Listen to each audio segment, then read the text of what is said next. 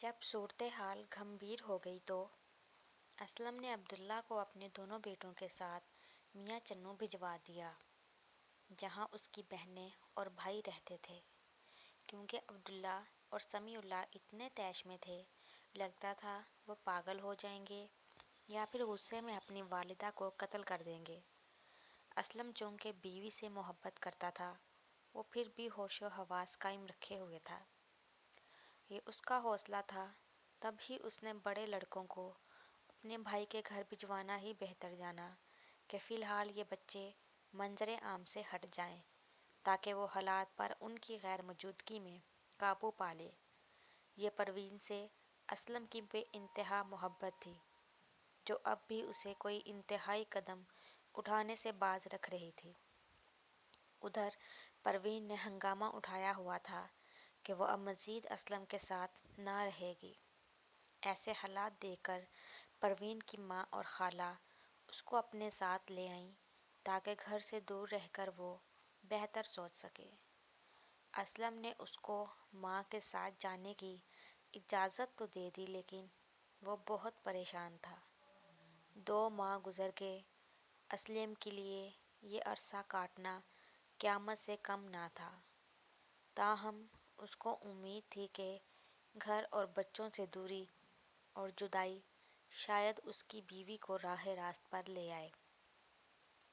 2 माह गुजर गए, मगर ये औरत अपने मौक़िफ़ से ना हटी कि इश्क का भूत अफ़रीयत था, जो उसके मुस्तक़बिल की खुशियों को निगलने वाला था। उसने तलाक की रट जारी रखी तो माँ भी तंग आ गई।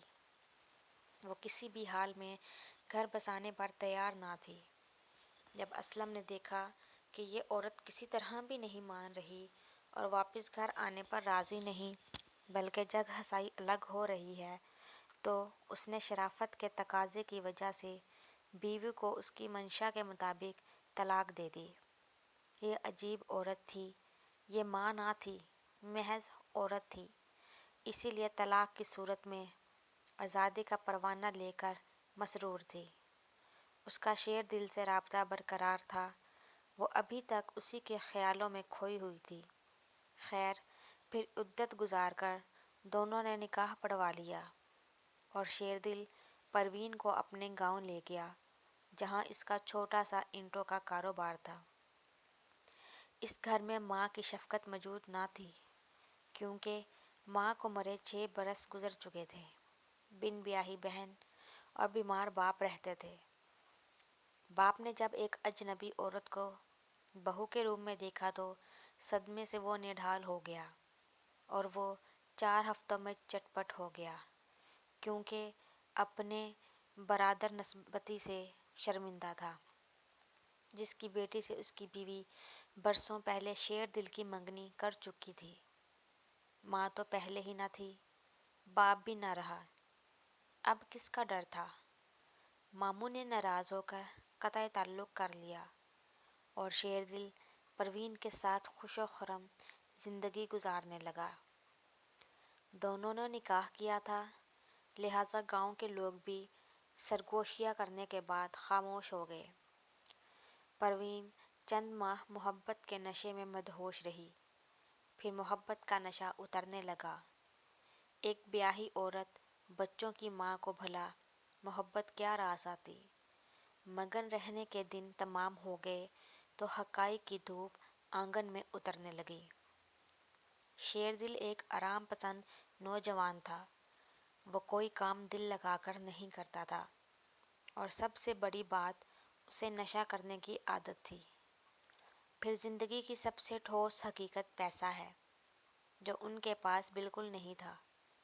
कुछ अरसा तो उसने सब्र से गुजारा, मगर जब वो बुनियादी ज़रूरत को भी तरसने लगी तो आए दिन इनमें लड़ाइयाँ होने लगी। सबसे बड़ा सबब इन लड़ाइयों का ये था कि शेरदिल को परवीन पर एतबार नहीं था। वो इस पर शक करता था।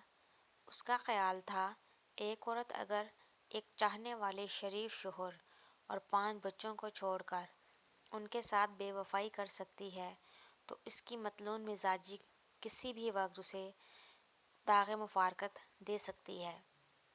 ताने बाजी की ये मशक रोज़ व शब जारी रहने लगी तो परवीन का शोहर पसंद मिजाज ठिकाने पर आ गया।